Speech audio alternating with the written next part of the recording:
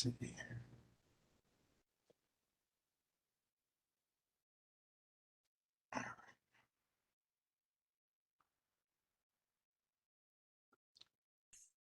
Can everyone see the presentation full screen? Yes. Yes. Yes, sir. Thank you. It's been a minute since we used WebEx, so I'm still a little rusty with it. So this morning, I know a few of you may have saw this, but what I was going to do is walk everyone back through the budget presentation, kind of the introductory budget presentation that we gave to the MTC on January 24th. And then also talk about the budget process this year, which is a little different than in prior years, but it's different with the sense that we are maximizing inclusivity and feedback from CTAG, TSAC, and of course the MTC this year, prior to our budget being submitted to the city for ultimately review by the city council later this spring.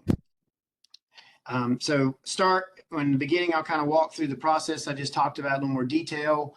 Then we're going to touch on 23, our 23 budget, how we closed out. I know a few folks have asked about that.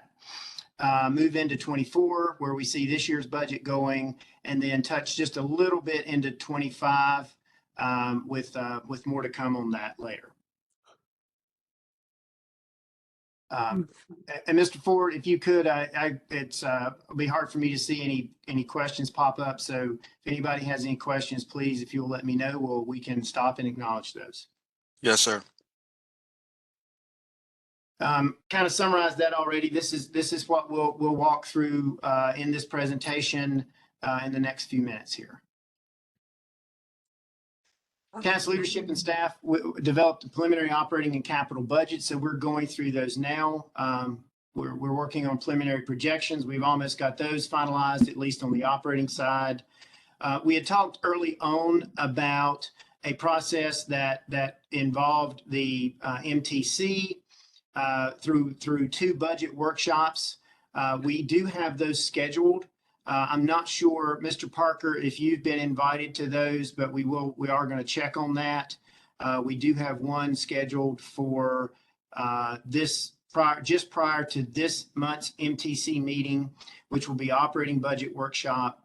And then there'll also be a capital budget workshop, which is scheduled when I say just prior, earlier in the day of the March MTC meeting as well. And during those meetings, we'll walk through each of those parts of our budget and seek feedback from the MTC on what we've presented and seek to incorporate that feedback into the budget as we move forward. Okay. So kind of start before we look at the future, kind of start with the past. So this is how we closed out from a revenue perspective, FY23. So we didn't quite bring in as much as we budgeted, but as you'll see when we compare it to our expenditures, we did bring in more than we spent. So we did contribute to fund balance. We did exceedingly well with our sales tax, primarily due to a strong local economy. So far, even though the city economist reminds me every year that it's coming, we've not seen, major prolonged economic shocks. But as he does say, that could happen, in the near future. And so we do build that into each year's budget to ensure that we don't become too dependent on the sales tax, which is variable, each year. Federal and state grants is another large one here. There was a $21 million difference between what we budgeted and what we actually brought in. Just so I think everyone's aware that doesn't mean that we've lost that money. That simply means that we budgeted in a way that we budgeted to bring in grant revenues that maybe we didn't spend in a way where we could draw it down. But that money is still available to draw down in our current year, next year. So it's not lost money. It's just money that we didn't bring in 23, but that is available for future years. Our passenger fares improved from roughly 12 million in 2022, but we still didn't recover quite as much as we had projected. And you'll see in a future slide where we project where we think we'll be in FY24 and FY25. Kind of the opposite side of the coin, this is our expenditures. And so here we didn't quite spend as much as we had budgeted, but we did spend less than we brought in revenue. And so we'll have approximately a $3 to $4 million contribution to fund balance. When you look at the personal services there, you'll notice quite a bit of difference there. That was due to vacancies and turnover within the department, something we've worked very hard to improve going into 24 and continuing into 25. And you'll see that as we move into the 24 budget and for review. Hey, Chad. Yes, Mr. Walsh. Kevin Wall. How are you doing today?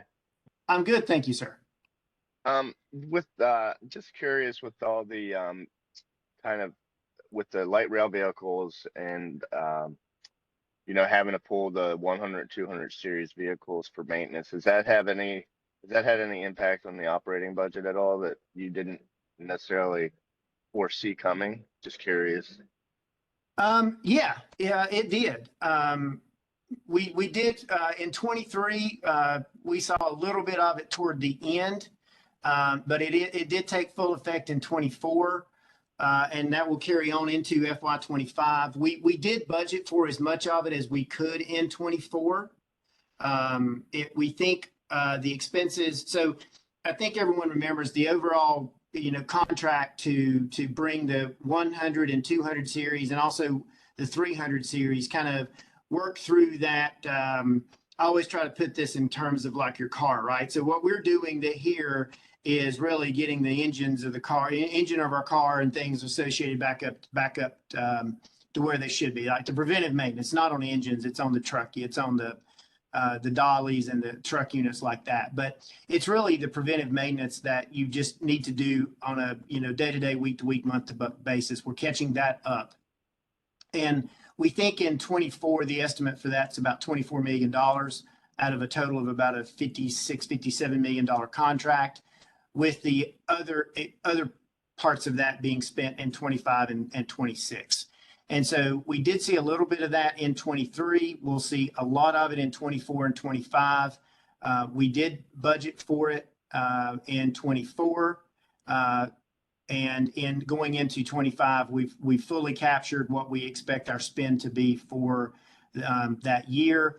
Now, one thing too is, as our rail folks have talked to me about, when you see maintenance, it is that they do more routine maintenance than just what the Siemens contract will do. So the totality of the maintenance as we move into 24 and into 25 will be pretty substantial. But that's also then the day-to-day, week-to-week routine maintenance that we do in-house.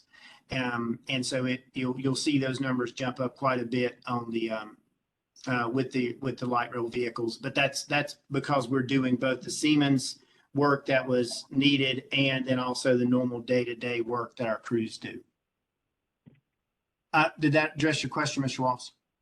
Yes, thank you so much. Appreciate it. Great question. Thank you for that.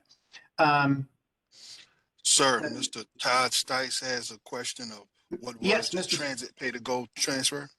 Thank you, Mr. Ford. Could you say that again, Mr. Ford? You said, what was the transit pay-to-go transfer?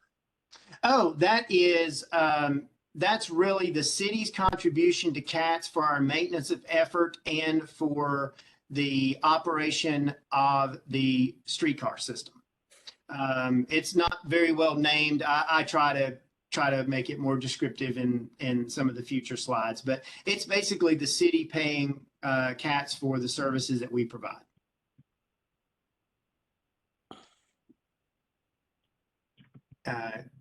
Yeah, you see that right here, and it's roughly 29 million, and it will goes up a little bit each year, roughly 3%, but not exactly that. So there we see that.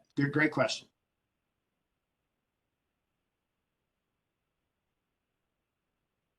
Okay, transitioning from 23 into 24.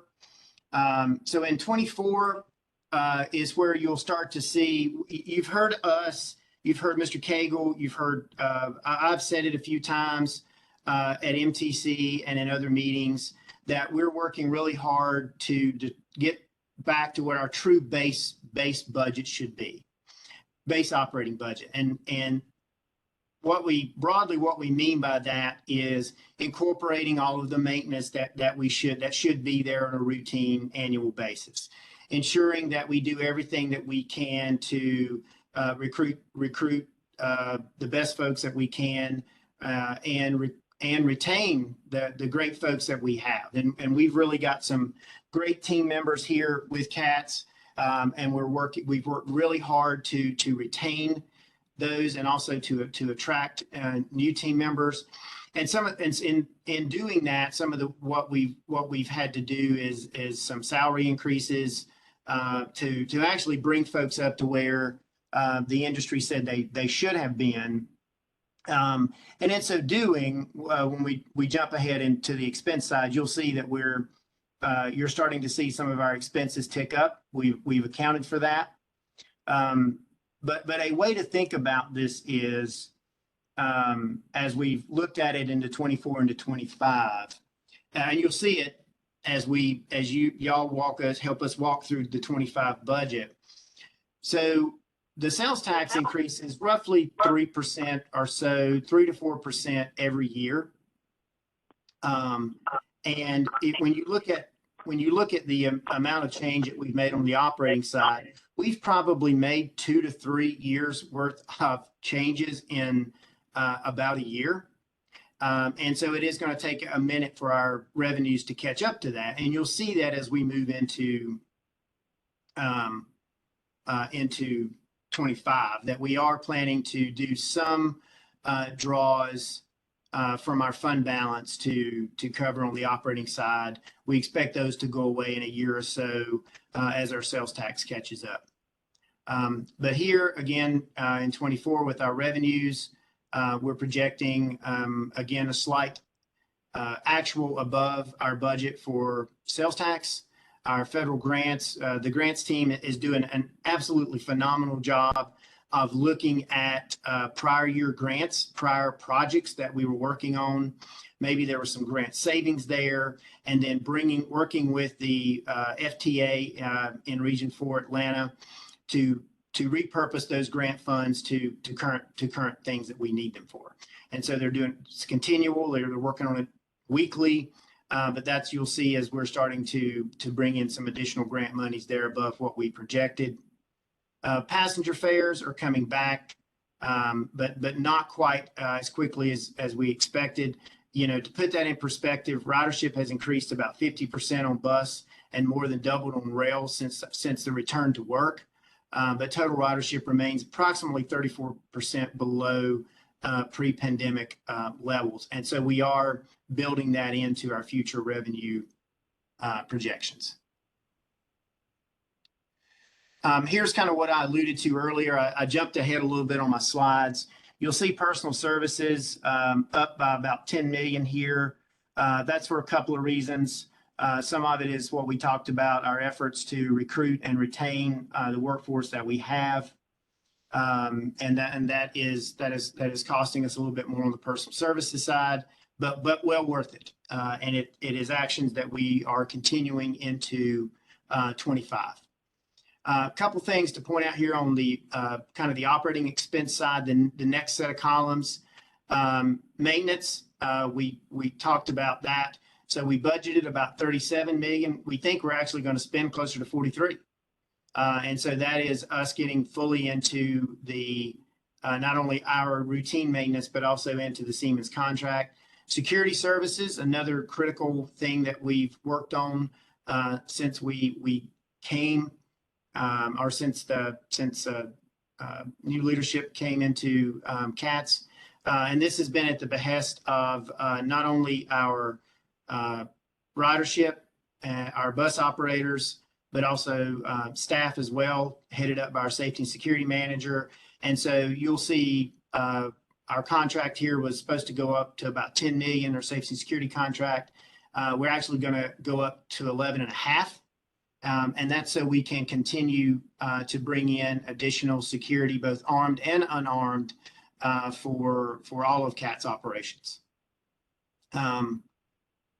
Those are some of the larger ones that we've got, some of the larger expenses. The transfer to reserve, you'll see that's where we're talking about. So every year, the way our budget is built is we do transfer some money to our reserve. And this year, we're actually going to have to bring some back. So there'll be a net transfer, and we're working on what that exact number will be now. We think there'll be a net transfer back to us of somewhere around 10 million. But again, we're not in jeopardy of, in doing that, we're not in any way jeopardizing our metrics of $100 million in operating savings, or at least $30 million in revenue reserve savings. We'll be well above both those numbers. Moving into 25, just kind of hit this at a high level. Again, we talked about our sales tax usually grows around 3%. Our passenger fares in 25, we remain relatively flat. Some increase in revenue there, but not a lot. And right now we're projecting no increase in fares, so the fare amounts will stay the same. I will say one of the things we're undertaking is a fare study. And so once that fare study is done, which may take a year from now, or a year from when it commences, approximately, we'll be coming back to the MTC with some discussions about the findings and some recommendations there. But for now, we're projecting no fare increases for 25. We're continuing to align federal and state grants to be able to fund the needs that we have now. In fact, a group of us are going to Atlanta. Several members of senior leadership are going to Atlanta later in the week to have some detailed discussions with FTA about some of the grant funds that we have, and how best we can utilize those to where we need them now, and seek their input up front, so that we can get those funds realigned, hopefully as quickly as possible. And again, we will maintain our financial safeguards into the next year. Here's kind of a preliminary look at our revenues right now. When this was done, we were estimating about 251 million. Since this time, because the budget team has continued doing a lot of great work on this, I think that number is going to be closer to maybe 275. So we've been able to generate some additional revenues through a couple of different sources. Here, additional grant funds is one in particular. And so when the budget is unveiled, the operating budget is unveiled to the MTC in a couple of weeks, you'll see, or next week actually, that you'll see the updated revenues, and then also our detailed operating expenditures. In general, and we talked about this during our strategic planning retreat with the MTC. These are our strategic priorities for 25, and you will see those reflected in our budget. Our preliminary operating, for example, we're showing could be personal services could be about a $24 million increase in 25.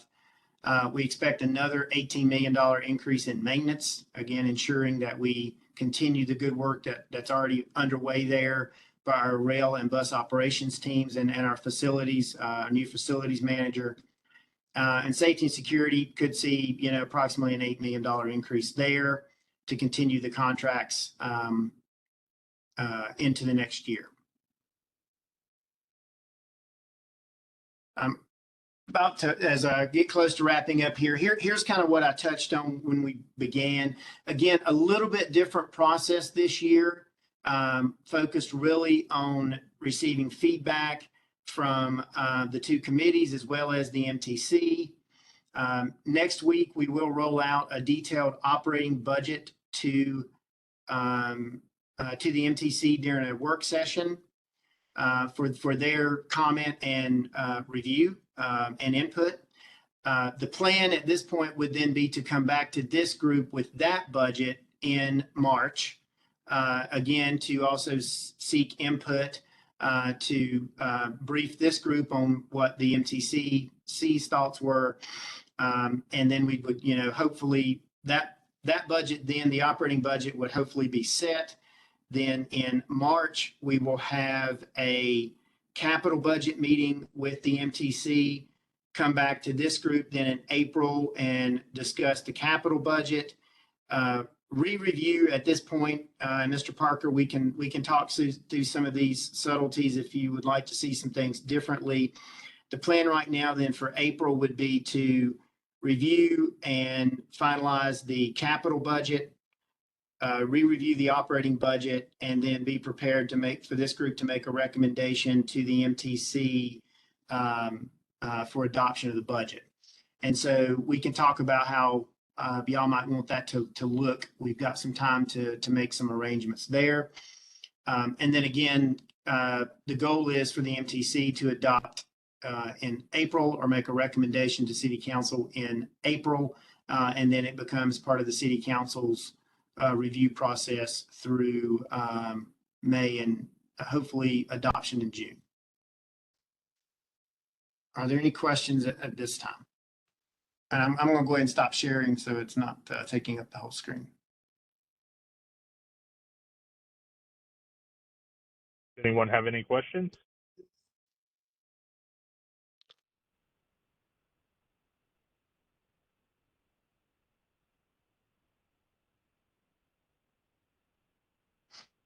All right, hearing none. Mr. Howe, that was just your first item, correct? I'm sorry, I can't see your presentation, so I'm not really sure if that was both of them combined or just the budget process. It was just the first one, sir. If it's okay, I'll jump and just quickly cover the FMO update. Mr. Howe, can I put a pause in Yes, that? Sir Chairman, you forgot to approve the January 16th meeting summary. So I'm just putting a pause in there for you to go back up to that. Okay, yeah, we can actually just go ahead and do that. So I'll bring it to a vote. For the meeting summary for January, I'd like to know, do we have a motion to approve? Yes, Michael Cataldo. Okay, thank you, Michael. And a second? Second, Martin Wheeler. Thank you, Martin. All those in favor, please indicate by saying aye. Aye. Aye. And I see the Any thumbs up on the opposed? screen too. Okay, perfect. Any opposed, please say no right now. Hearing none opposed, it's unanimous.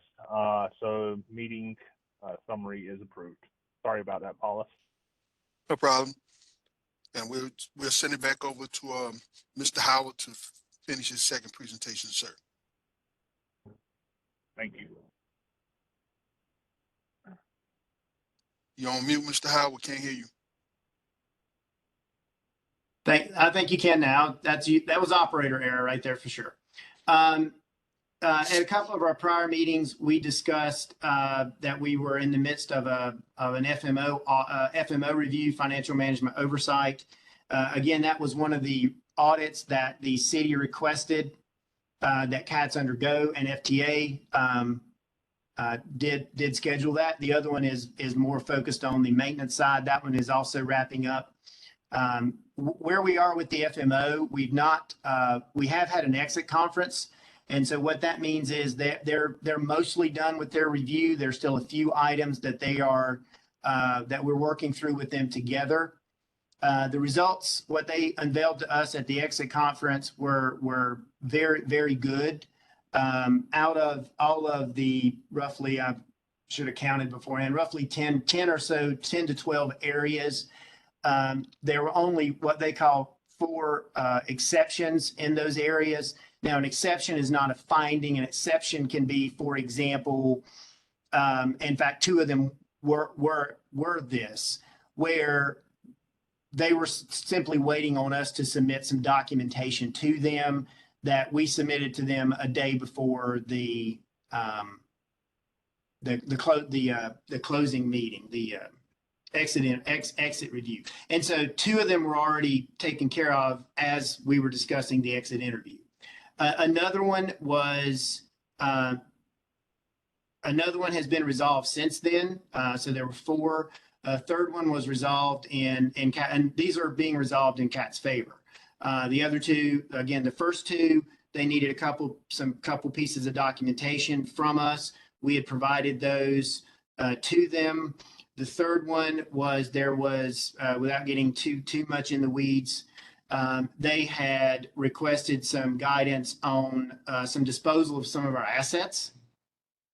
And there was some question about whether or not we had followed the proper procedure with that. We provided all the documentation. FTA reviewed that documentation and did agree that we had followed all the proper procedures. And so that exception, I haven't seen the end result, but I would expect that exception to be resolved as well, because FTA basically told the FMO they concurred with CATS's procedures. The final one is simply we are still working through some documentation. They had asked for reconciliation of some of our reports. We'd had some turnover in staff that did those reports. And so other staff are having to take up that mantle and go back through and tie back those reports. And that's really what the finding says is you just haven't provided that documentation to us yet. So we're going through and doing that now. We have talked with the staff person that retired. They told us, the proper place to look and some of the things that they had done to tie back the numbers. And so CAT staff is going through now and doing that. And I would expect that we'll be able to resolve that exception quickly as well. I know as of Friday, they were going back through and tying back, again, kind of at a high level, they're taking our financial data from our financial system and tying it back to a report that we submit on a routine basis to National Transit Database. And so they're doing that now. And again, the exception simply was you haven't provided us with what we requested at this time. And so we're doing that now. So I feel overall very good about this. Again, we're still waiting on their final report. Once we get that report, then we have a chance to respond to it. And based on our response, that's where they'll end up with the final report and any findings that they have. But it's very, very good at this point. Most of the sections, their write-up was, no matters to report. And so out of all the reviews, we had those four exceptions. 3 have already been resolved in CAT's favor. And hopefully the 4th will be resolved as soon as we provide that documentation to them in the coming days.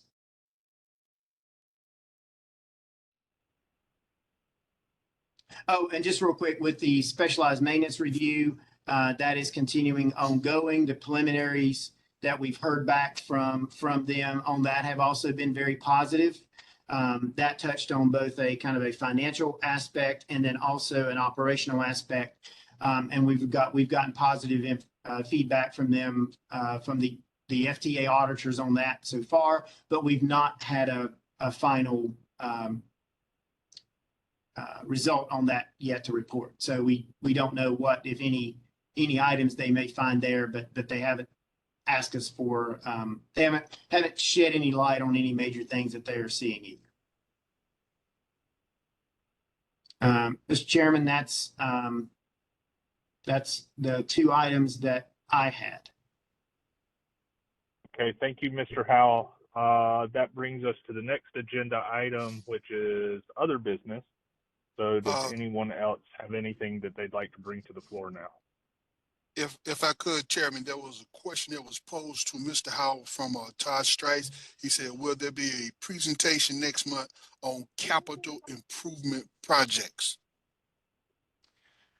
Good question. There will be. It will be, let's see, so that's March. We will be presenting those capital improvement projects to the MTC in March for not adoption, but for their review and feedback. And then we would be presenting in that our presentation plus the feedback from the MTC to this group in April is the current plan. So, but you will see our capital program no later than April, yes, for review. All right, any other questions?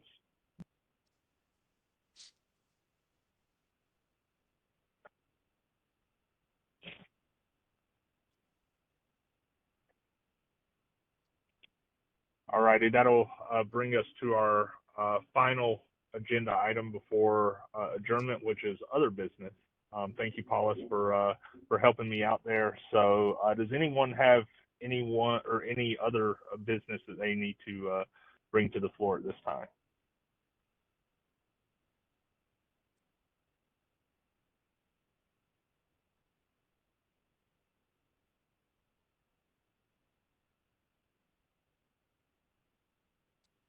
Right, hearing none. Paulus, do we have any questions or anything in the queue? None in the queue, Mr. Chairman, but we've had several individuals that have called in today. So if you would allow me to see if Jonathan Wells, Ann Davis, Donald Rhodes.